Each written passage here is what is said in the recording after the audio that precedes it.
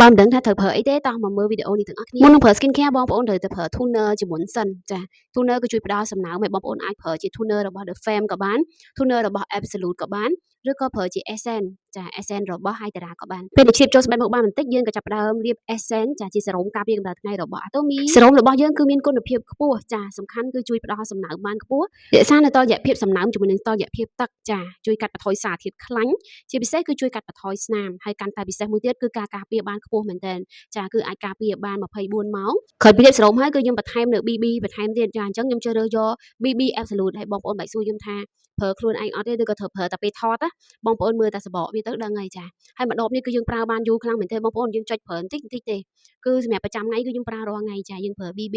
នៅបរិមាណតិចមែនតើចាហើយខ្ញុំប្រើ BB Absolute គប់ជាមួយនឹង Healthy Glow Base BB Absolute គឺវាជួយ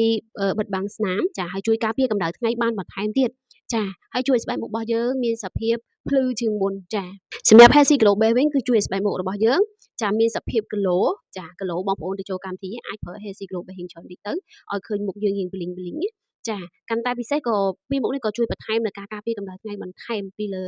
សេរ៉ូមការពារកម្ដៅថ្ងៃរបស់យើងដែរអញ្ចឹងការពារបានទ្វេដងអញ្ចឹងល្អខ្លាំងមែនតើអញ្ចឹងបងប្អូនអាចជ្រើសរើសបានសម្រាប់ BB គឺយើងមានមួយប្រភេទទៀតចាដែលមានតម្លៃធូរជាងនេះបន្តិចចាហើយសម្រាប់ BB មួយទៀតហ្នឹងគឺពណ៌រៀងកម្ៅជាងនេះចាអញ្ចឹងបងប្អូនចង់បានពណ៌រៀងសតិចអាចយកជា BB Absolute ទៅកុំចង់ស្អាតលឿនតែចង់ស្អាតបានយូរអង្វែងកាន់តែប្រើកាន់តែស្អាតសូមជ្រើសរើសនៅផលិតផលកូរ៉េរបស់ Atomy លាបតែប៉ុណ្្នេះគឺរួចរាល់ហើយសូម inbox ឬក៏ឆាតតាម Telegram ទិញបានតម្លៃដើមពីក្រុមហ៊ុន Atomy